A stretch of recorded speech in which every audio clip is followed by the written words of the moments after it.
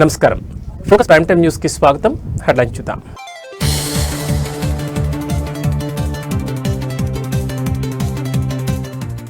Jharkhand CM Hemant Soren తో భట్టి విక్రమార్క భేటీ. Global summit ఆహ్వాన పత్రికకు ఆహ్వానం.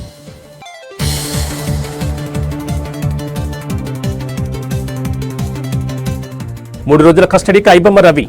బెయిల్ పిటిషన్పై సోమవారం విచారణ.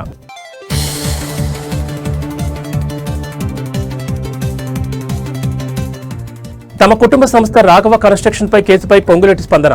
నా కొడుకైనా తప్పు చేస్తే శిక్ష తప్పదని వ్యాఖ్య.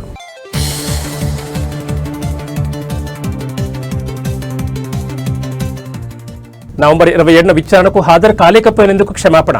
వరదలు సంభవించిన ప్రాంతానికి వెళ్లాల్సి వచ్చిందని వివరణ. తెలుగు రాష్ట్రాల్లో సంచలనం సృష్టించిన ఐబొమ్మ వెబ్సైట్ కేసులో కీలక పరిణామం చోటు చేసుకుంది. ఈ కేసులో ప్రధాన నిందితుడిగా ఉన్న రవిని 3 రోజుల పాటు పోలీస్ కస్టడీకి అప్పగిస్తూ నాంపల్లి కోర్టు ఉత్తర్వులు జారీ చేసింది. సైబర్ క్రైమ్ పోలీసులు దాఖలు చేసిన కస్టడీ పిటిషన్పై విచారణ జరిపిన న్యాయస్థానం ఈ మేరకు తీర్పు వెలువరించింది. పోలీసులు రవిపై మొత్తం 4 కేసులు నమోదు చేయగా ఒక కేసులో కస్టడీ పిటిషన్ కోర్టు తిరస్కరించింది. మిగిలిన 3 కేసులకు సంబంధించి ఒక్కో కేసుకు ఒక్కో రోజు చొప్పున 3 రోజుల పాటు విచారించేందుకు అనుమతించింది. ఈ నేపథ్యంలో శనివారం, సోమవారం, మంగళవారం సైబర్ క్రైమ్ పోలీసులు రవిని కస్టడీలోకి తీసుకుని విచారించనున్నారు. ఈ కేసు విచారణలో మరిన్ని కీలక విషయాలు రాబట్టాల్సిందని పోలీసులు కోర్టుకు నివేదించారు. పోలీసుల వాదనలతో ఏకీభవించిన న్యాయస్థానం కస్టడీకి అనుమతి మంజూరు చేసింది. మరోవైపు రవి తరపు న్యాయవాదులు దాఖలు చేసిన బెయిల్ పిటిషన్పై వాదనలను సోమవారం వింటామని కోర్టు తెలిపింది. తప్పు చేస్తే తన కుమారుడైన శిక్షకు అర్హుడేనని, చట్టం ముందు అందరూ సమానమేనని రాష్ట్ర మంత్రి పొంగులేటి శ్రీనివాసరెడ్డి స్పష్టం చేశారు. తన కుటుంబానికి చెందిన రాఘవ కన్స్ట్రక్షన్ సంస్థపై నమోదైన భూ వివాదం కేసుకు సంబంధించి ఆయన ఈ వ్యాఖ్యలు చేశారు. కొంతకాలం క్రితం ప్రైవేట్ వ్యక్తులకు చెందిన భూమిలోకి జేసీబీలతో ప్రవేశించి కూల్చివేతలకు పాల్పడ్డారనే ఆరోపణలతో రాఘవ కన్స్ట్రక్షన్ పై బాధితులు పోలీసులకు ఫిర్యాదు చేశారు. సాక్ష్యాధారాలతో కూడిన ఫిర్యాదు ఆధారంగా పోలీసులు దాడి, దౌర్జన్యం కింద కేసు నమోదు చేశారు. ఈ విషయంపై అధికారులతో జరిగిన ఓ సమావేశంలో మంత్రి పొంగులేటి మాట్లాడుతూ, తప్పు చేసినప్పుడు నేనైనా నా కొడుకైనా శిక్ష అనుభవించాల్సిందే. ప్రతిపక్షాలు కేసులు పెట్టించాయని చెప్పడం సరికాదు. మేం ప్రభుత్వంలో ఉన్నామని నా కుమారుడిపై కేసు నమోదు చేయొద్దని చెప్పే ఉద్దేశం మాకు లేదని అన్నారు. కేసు నమోదైన తర్వాత విచారణలో నిజ నిర్ధారణ జరుగుతుందని, తప్పు తేలితే చట్ట ప్రకారం శిక్ష పడుతుందని ఆయన వివరించారు. ఒకవేళ ఆరోపణల్లో నిజం లేకపోతే వార్తలు రాసిన వారి విజ్ఞతకే వదిలేస్తున్నారని మంత్రి వ్యాఖ్యానించారు. సో ఇందాక నేను చెప్పాను కదా, ఇవాళ ప్రభుత్వం ఇంకా వాళ్ళు ప్రభుత్వంలో ఉన్నాము, మేము ప్రభుత్వంలో ఉన్నాం కాబట్టి మంత్రి కొడుకు మీద కేసు పెట్టించామని ఆ వాక్కులు అనేది తప్పు. మేము ప్రభుత్వంలో ఉన్నప్పుడు పారదర్శకత అనేది ఒక మనిషి ఒక కంప్లైంట్ ఇచ్చినప్పుడు ఆ కంప్లైంట్ని పోలీసులు రిజిస్టర్ చేయడం సహజం. రిజిస్టరే చేయొద్దని నేను అనగలుగుతాను, కానీ అలా అనే ఉద్దేశం ఈ ప్రభుత్వానికి లేదు. రిజిస్టర్ అయిన తర్వాత తప్పకుండా దాని మీద నిజ నిర్ధారణ చేసి అధికారులు తన తప్పుంటే నా కొడుకుండని, నేనుండని, ఇంకొక వ్యక్తి ఉన్నాయి శిక్షకు అర్హుడు. తప్పు లేకపోతే అవతల రాసిన వాళ్ళ గురించి నేనేం మాట్లాడా, వాళ్ళ ఇజ్ఞతకే వదిలేస్తా. వాళ్ళ తర్వాత దాన్ని వాళ్ళ మనసుని ఎట్లా సరిపెట్టుకుంటారో వాళ్ళే ఆన్సర్ చేస్తారు. హైడ్రా కమిషనర్ రంగనాథ్ గత నెల 27న జరిగిన విచారణకు హాజరు కాలేకపోయినందుకు తెలంగాణ రాష్ట్ర హైకోర్టుకు క్షమాపణలు తెలిపారు. తీవ్ర వరదలు సంభవించిన ప్రాంతానికి వెళ్లాల్సి వచ్చినందున విచారణకు హాజరు కాలేకపోయారని ఆయన కోర్టుకు విన్నవించుకున్నారు.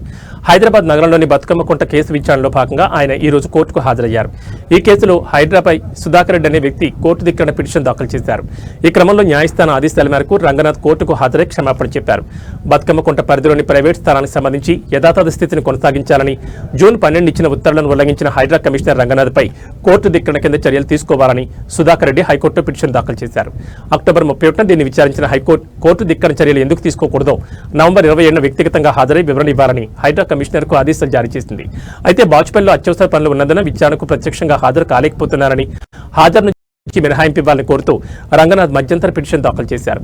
ఈ పిటిషన్పై హైకోర్టు ధర్మాసనం నవంబర్ 27న విచారణ చేపట్టింది. తెలంగాణ రైజింగ్ 2047 గ్లోబల్ సమిట్ కు జార్ఖండ్ సీఎం హేమంత్ సోరెన్ ని తెలంగాణ ఉప ముఖ్యమంత్రి భట్టి విక్రమార్క మల్లు ప్రత్యేకంగా ఆహ్వానించారు. జార్ఖండ్ సీఎం నివాసంలో జరిగిన భేటీలో రాష్ట్ర ప్రభుత్వం ప్రత్యేకంగా రూపొందించిన గ్లోబల్ సమిట్ ఆహ్వాన పత్రికను deputy CM Bhatti Vikramarka CM Hemant Soren కు అందజేశారు. తెలంగాణను $3 ట్రిలియన్ ఆర్థిక వ్యవస్థగా తీర్చిదిద్దే లక్ష్యంతో ప్రభుత్వం ముందుకు సాగుతుందని, ఈ దిశగా అన్ని రంగాల అభివృద్ధి లక్ష్యాలు, భవిష్యత్ కార్యాచరణను నిర్వహించే తెలంగాణ రైజింగ్ 2047 విజన్ డాక్యుమెంట్ సిద్ధమైందని ఉప ముఖ్యమంత్రి వివరించారు. నీతి ఆయోగ్ సలహాలు, నిపుణుల మేధోమథనం, పలు కార్యాచరణ రంగాల సమగ్ర విశ్లేషణ ఆధారంగా రూపొందించిన ఈ విజన్ డాక్యుమెంట్ ను హైదరాబాద్ భారత్ ఫ్యూచర్ సిటీలో డిసెంబర్ 8-9 తేదీల్లో జరిగే గ్లోబల్ సమిట్ లో ఆవిష్కరించనున్నట్లు ఉప ముఖ్యమంత్రి భట్టి విక్రమార్క తెలిపారు.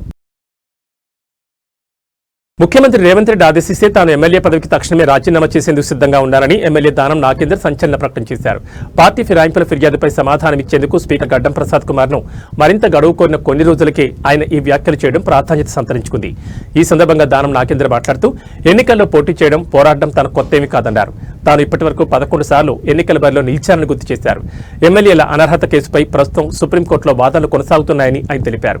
రాష్ట్రంలో అభివృద్ధి జరగాలంటే మరో 10 ఏళ్ల పాటు రేవంత్ రెడ్డి ముఖ్యమంత్రిగా కొనసాగాలని దానం ఆకాంక్షించారు. ఆయన నాయకత్వంలోని రాష్ట్రం అభివృద్ధి పదంలో పయనిస్తుందని అభిప్రాయపడ్డారు.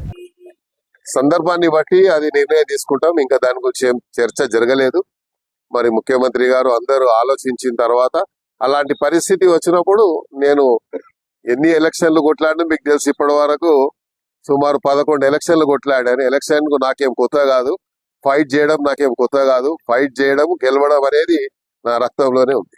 తిరుమల పుణ్యక్షేత్రంలో భద్రతా నిబంధనలను అతిక్రమిస్తూ డ్రోన్ కెమెరా ఉపయోగించడం కలకలం సృష్టించింది. తిరుమల శ్రీవారి ఆలయానికి సమీపంలోని శిలా తోరణం వద్ద ఈ సంఘటన జరిగింది. ఒక భక్తుడు డ్రోన్ కెమెరాతో హల్చల్ చేశాడు. డ్రోన్ కెమెరా ఎగురవేసిన ఆ భక్తుని విజిలెన్స్ అధికారులు వెంటనే గుర్తించారు. ఆ భక్తుని సెక్టార్ 4 కార్యాలయానికి తరలించి ప్రస్తుతం అధికారులు విచారణ జరుపుతున్నారు. తిరుమల పవిత్రత, భద్రత దృష్ట్యా డ్రోన్ కెమెరాల వినియోగంపై కఠినమైన నిషేధం ఉంది. ఈ నిషేధాన్ని ఉల్లంఘించినందుకు అధికారులు చర్యలు తీసుకుంటున్నారు.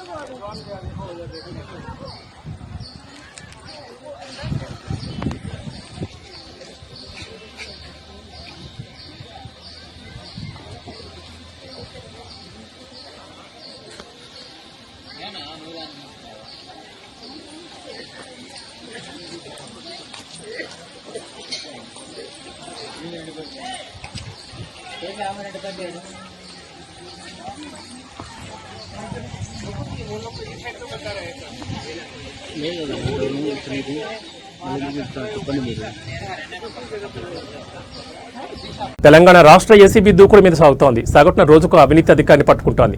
తాజాగా చండూరు డిప్యూటీ తహసీల్దార్ డిప్యూటీ చంద్రశేఖర్ లంచం సొమ్ముతో రెడ్ హ్యాండెడ్ గా పట్టుకుంది. నల్గొండ జిల్లా గట్టుప్పల్ మండలం తెరెడ్డిపల్లికి చెందిన ఒక అక్రమ రిజిస్ట్రేషన్ పై సమాచార హక్కు చట్టం కింద ఫిర్యాదుదారుల వివరాలు కోరారు.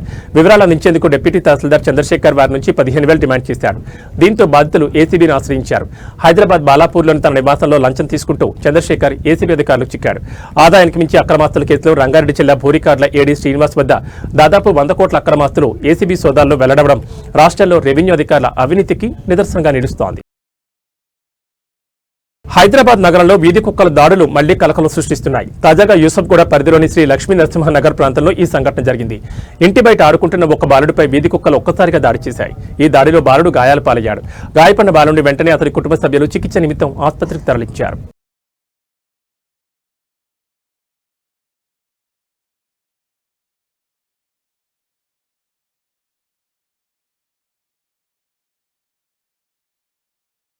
హుబ్లీ భువనేశ్వర్ మధ్య ఇండిగో విమాన సర్వీసులు రద్దు కావడంతో ఓ టెక్కీ జంట ఆన్లైన్లోనే రిసెప్షన్ జరుపుకుంది. ఇండిగో విమాన సర్వీసులు రద్దు కావడంతో వేలాది మంది ప్రయాణికులు ఇబ్బందులు ఎదుర్కొంటున్నారు.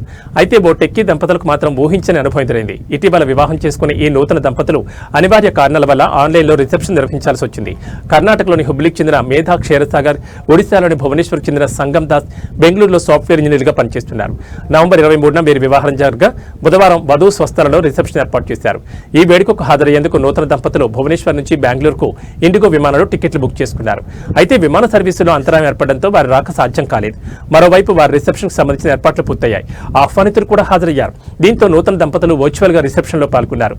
రిసెప్షన్ ఏర్పాటు చేసిన వేదికపై స్క్రీన్ ఏర్పాటు చేసి వారిని చూపించారు. హాజరైన అతిథులు వర్చువల్ గానే నూతన దంపతులను ఆశీర్వదించారు.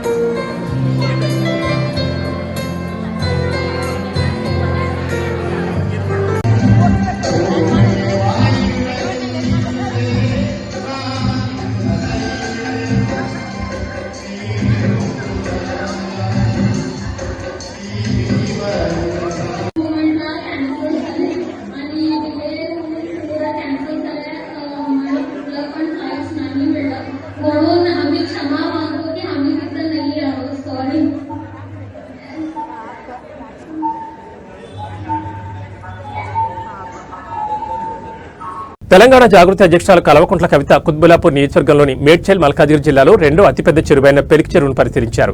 చెరువు కబ్జా తీరుపై ఆమె తీవ్ర ఆందోళన వ్యక్తం చేశారు. పెరిగి చెరువు వాస్తవంగా 62 ఎకరాలు విస్తరించుండగా ఇప్పుడు కేవలం 16 ఎకరాలు కుచించుకుపోయిందని తెలిపారు. సగానికి పైగా చెరువు కబ్జాకు గురైందని ఆందోళన వ్యక్తం చేశారు. చెరువు పరిరక్షణ కోసం చుట్టుపక్కల ప్రజలు ఎన్నో కేసులు పెట్టినా పొలిటికల్ మేనేజ్మెంట్ చేస్తూ చెరువును తినేశారని, దీనిలో అన్ని పార్టీల వాళ్ళు ఉన్నారని ఆరోపించారు. ఇక్కడ ఎమ్మెల్యే గతంలో టీడీపీలో ఉండి బీఆర్ఎస్ లోకి వచ్చారని, రేపు ఎక్కడ ఉంటారో తెలియదని ఎద్దేవా చేశారు. ఆయన అండదండలతోనే చెరువు కబ్జా జరిగిందని కవిత స్పష్టం చేశారు. ఫోకస్ టీవీ న్యూస్ ముగించే ముందు హెడ్లైన్స్ మరోసారి.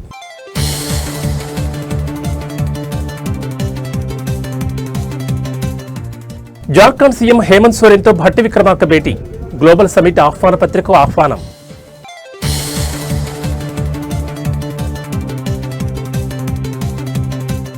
మూడు రోజుల కస్టడీకి ఐబొమ్మ రవి, బెయిల్ పిటిషన్పై సోమవారం విచారణ.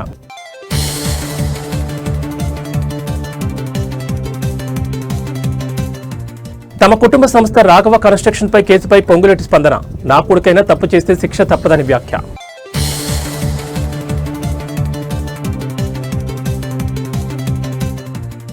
నవంబర్ 27న విచారణకు హాజరు కాలేకపోయినందుకు క్షమాపణ, వరదలు సంభవించిన ప్రాంతానికి వెళ్లాల్సి వచ్చిందని వివరణ. ఇవి బులెటిన్ విశేషాలు. మరో బులెటిన్లో మళ్ళీ కలుసుకుందాం. నమస్కారం.